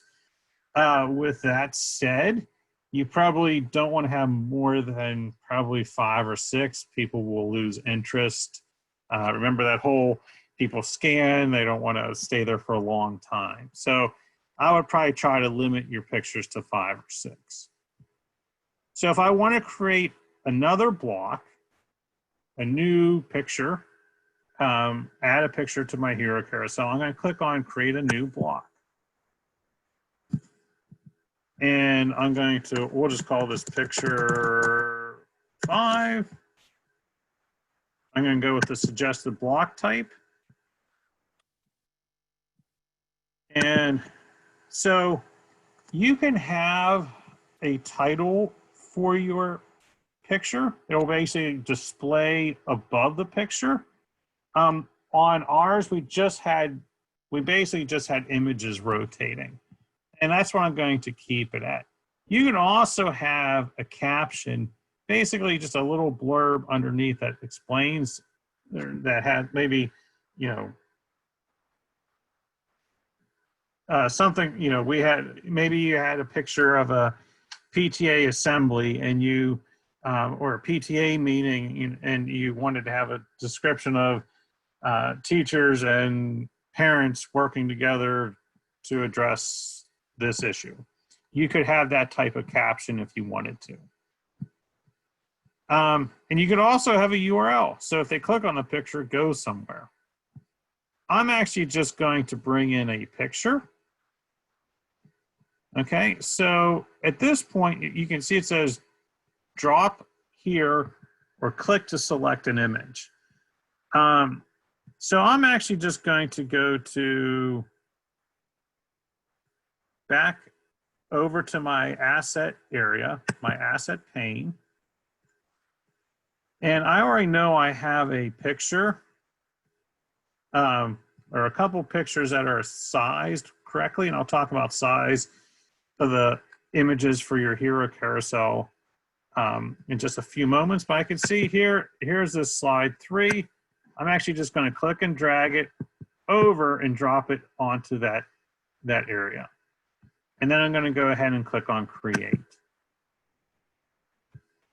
And then publish. So at this point,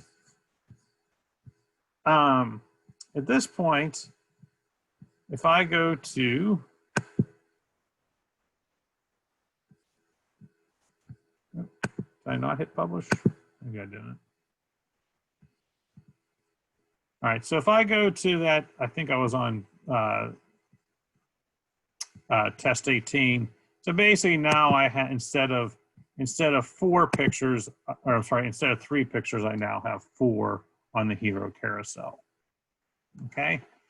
And one last note on the hero carousel. So if you are it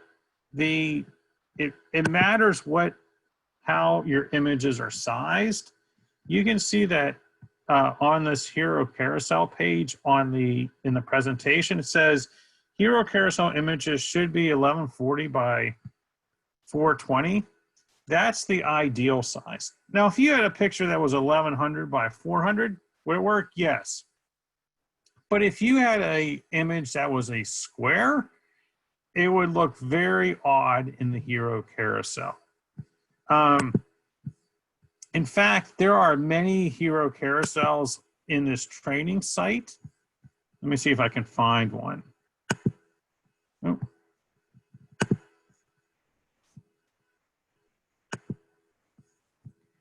There are many hero carousels in the training site that are incorrectly sized. Of course, that one isn't. I'll have to, for the next time I do a training, I'll have to remember exactly. Oh, here we go. Ooh, that looks very strange, having 2 of them come in at the same time. But basically, you want to kind of make sure that you're, when you are uploading images, that they are this 1140 by 420 or close to it before you bring them in. Otherwise, the closer you get to a square, the less nice your hero carousel is going to look. All right. So let me switch back to test page 18. And we have one more thing that we're going to talk about at this point. And that is how to update and manage your navigation menus. So you can see on this page, I have 2 menus. I have this top menu, and then I have this side menu here. Okay, the side menu. I'm sorry. We'll start with the top menu. You can see that for this top menu, there's actually an edit menu right when you click on it, or right when you look at it. And when you click on it, you can see that it brings you up right to the menu, kind of in that same format as the hero carousel. So you can see here's home, here's about us. If you hover over one of the little 3 dashes, you can remove, you can edit that link, or you can move it up or down.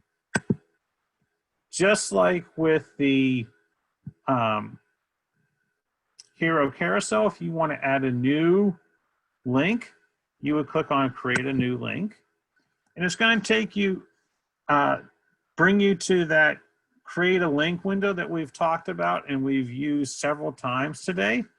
So the link name, we'll just call this device, I think that with device pickup,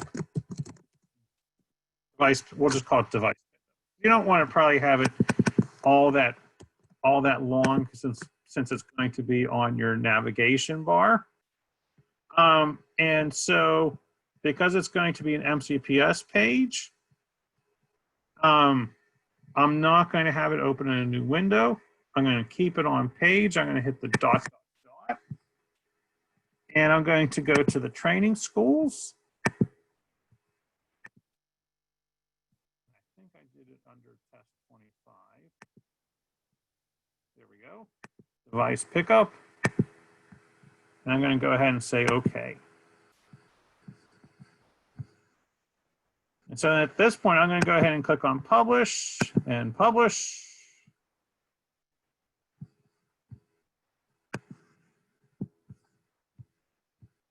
And if I go back to the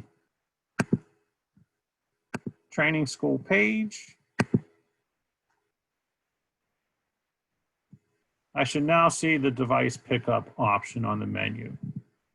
Now, one little side thing about the side menu. So we have this home resources test PTA information. It's generally easiest to get to, that's called the quick links menu. And to get to that, you can hover over and say edit. That's one option. You can also, under your asset blocks, go to quick links and go to edit. Both will take you to the same place. And it's going to be that same screen where you have your list of items on the menu. And you can edit them, delete them if you need to, or you can create a new block. I'm not going to do any of that since I just showed you that. I'm actually just going to switch back on the training school. So I'm back to the original page. And so that is updating menus. So it's a really straightforward process, not too much to it. And what's nice about some of the things like in Episerver, once you get the hang of how to do one thing, a lot of those skills apply to some of the other tasks. Like this 3-dash icon where you can add items or delete them or remove them or edit them. Know that you always are going to have that option. That's really kind of a helpful tool. With that, I believe we are at the end of the session. Let me throw up the last slide. So there is, this slide talks about contacting us. So Jason and I certainly can help with your specific needs. The web producers at Web Services can help as well. The best way to contact them is that email at the top, webmaster@mcpsmd.org. We talked about the Webmaster work sessions. There aren't any currently scheduled, as they're trying to kind of transition from a face-to-face format to a virtual format where you sign up for individual blocks of support. But I would continue to monitor that web services website if you want to have that type of one-on-one support. As I mentioned before, there is that self-paced Episerver course in MyMCPS Classroom. You can get to it by searching PDO for Episerver. You can also get to it by the web services page. Couple little other just administrative tasks. One, the recording of this session, I'll send out a little bit later on today once we're done and once it has finished rendering.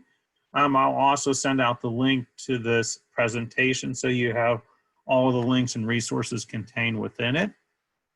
And our attendance, we will be using the participant list. We'll be using our participant list for entering the attendance into PDO. So as long as you were here today, which you are, you will get credit for attending this session. With that, I'm going to stop talking finally after a little over 2 hours and open up to see if we have any questions from Jason.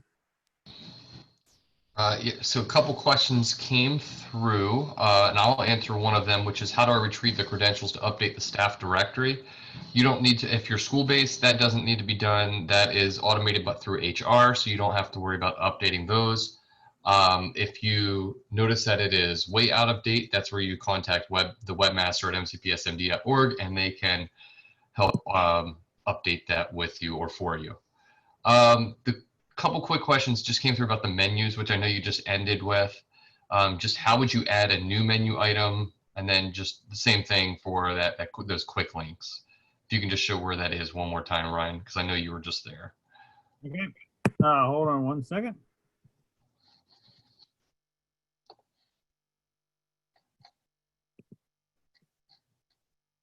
So, all right. So,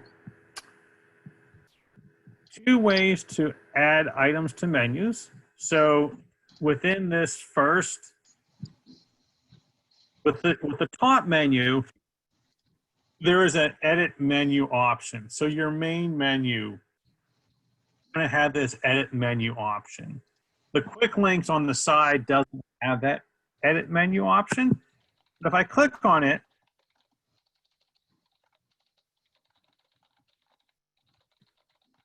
it's going to take me to the menu.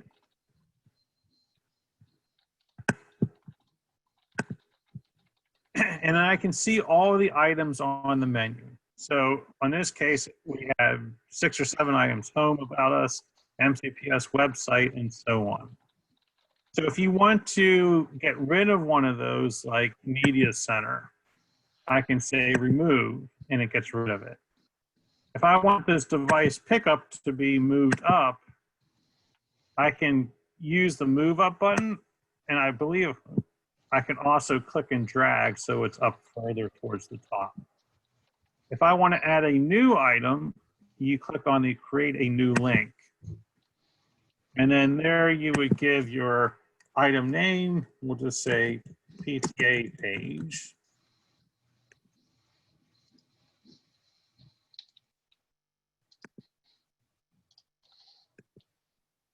And we'll say this is going to open a new window since it's going to an external site. And then I could type in the URL to, we'll just say PTA training.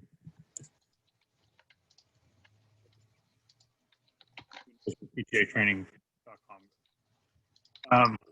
So I'm going to just say Google. I'm going to say OK. And so now that's added. Once it's added, it's saved, but I haven't published it. So I'm going to go ahead and publish the change.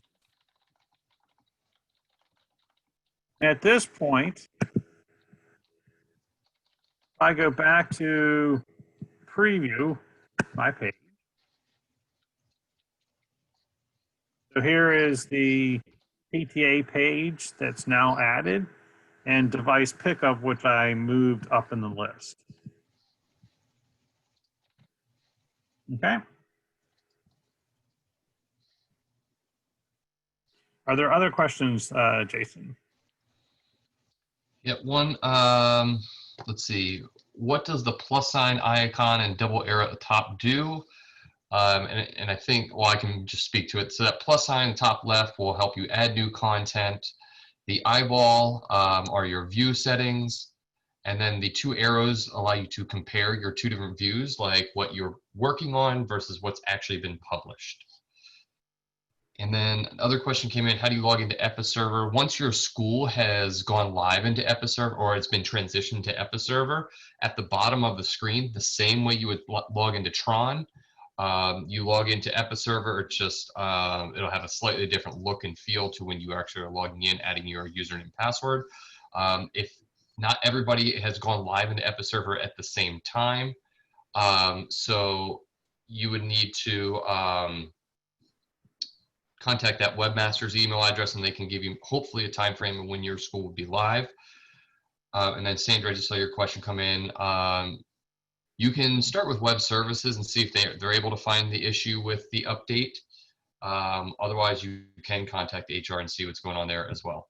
And if you missed the login, in the presentation, it shows you login, but also we recorded this and Ryan will be sending the recording out to show you how to log in.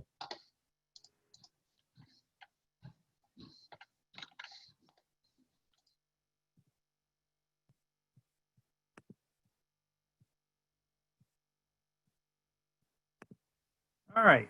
Any other questions? If not, Jason and I will hang on the line or hang on the call for a little bit longer. But we are essentially done at this point. So you are free to drop from the call if you have all the information that you need. Otherwise, if you have questions, Jason and I will stay around for another 5 minutes or so to answer any questions you have.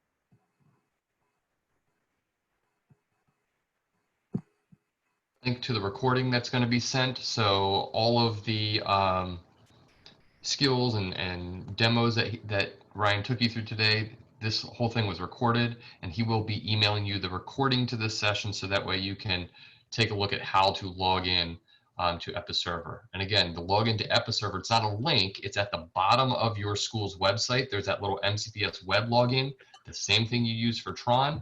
There is a little button at the bottom that you'll click to log in. Again, those directions will be in the recording we send. It's also, you can find it on the web services page. There are directions on how to log in there as well. I see Jessica has raised her hand.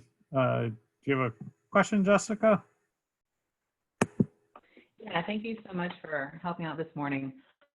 We got our new page, I guess, late June, right? So things already kind of shut down for the school year. And we had just posted a few things for the summer on the old page before they, you know, put it all over to the new page. So I was trying to update it. And when I updated it, I didn't update it in order. And so then the event came up onto the news link in the wrong order. So I went back to try to put them in the right order. So the most recent thing is on top and the oldest thing is on the bottom.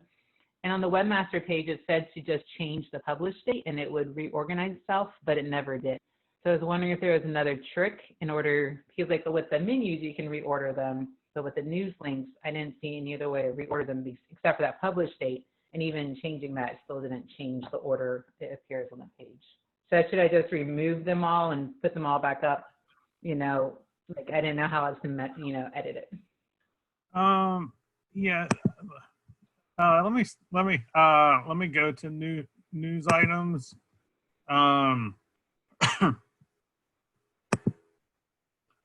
All right, so here is the one I just did, but let's pick another one. It's an old one. All right, so this was this international night, and if you go to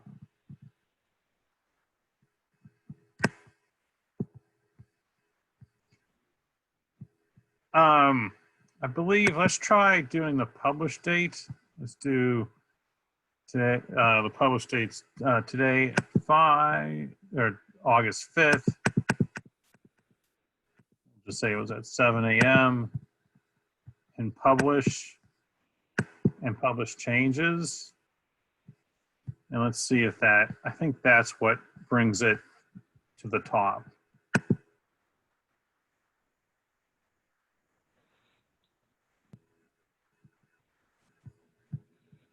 So if we don't put in a publish date, it will just kind of default. So it doesn't look like it's required.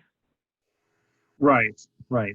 So if you basically, if you want to reorder, doing the publish date is probably is how you get it back, or move things up to the top. So if I remove publish dates from other things and only put a publish date in like today of the ones we want on the top, that would make it probably kick it to the top. Yeah. Okay. Or if you had like a specific, you know, if you wanted the first 3 to be such and such news announcements, you could have them be, you know, published dates in a chronological order. Yeah, I mean, it's not usually an issue because whatever news is, you put it up latest, but Yeah. because I was trying to update from the month or so that we were, you know, in quarantine or whatever that was, I just like, Right. all right, thank you so much. You're welcome.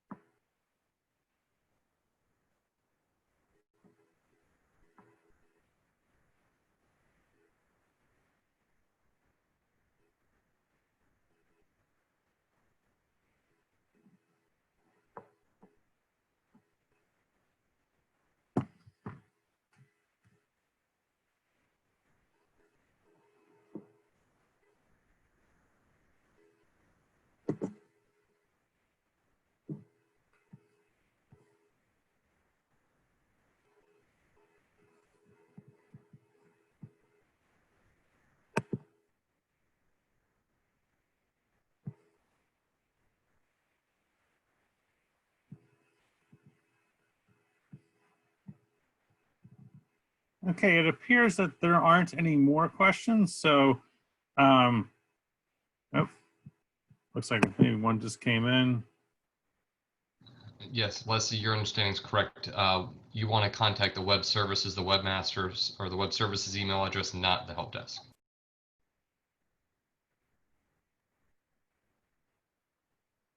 Where do I go for doing a test training right now? So, Sonia, I think, does that mean that the training accounts, where do you go for training accounts? In the presentation, early in the presentation,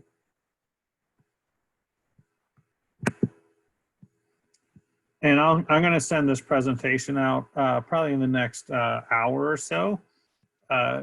If you weren't able to pull up the presentation, but basically if you go to this link and then use one of the user IDs and passwords, the test one and the password one, or test 2 and password 2, that will get you into the system. And let me just put the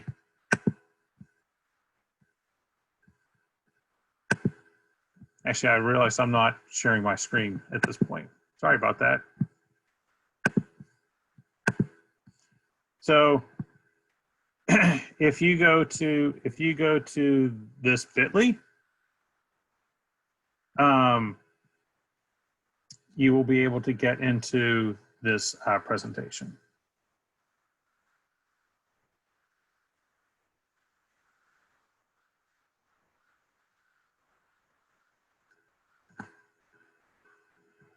And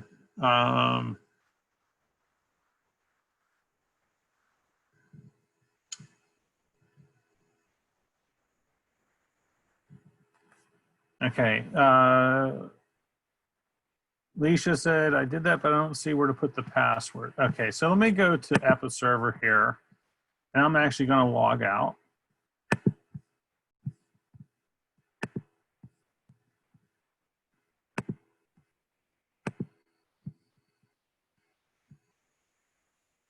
Let me just close that, close that. I'm going to go to that page.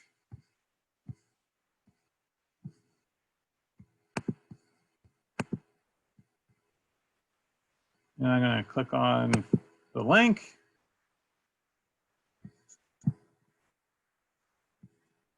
Oh, okay. And once you're there, at the bottom of the page, so once you're there at the bottom of the page, there's this MCPS web button.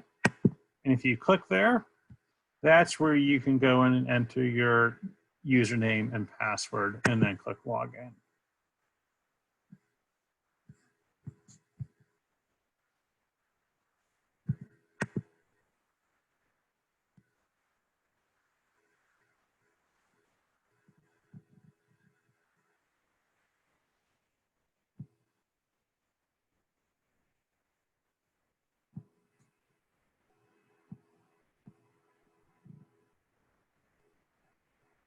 All right, and with that, I think we're going to stop the session. So hopefully everyone had their questions answered, and hopefully you have a bit more knowledge than you did when you started at 9 o'clock.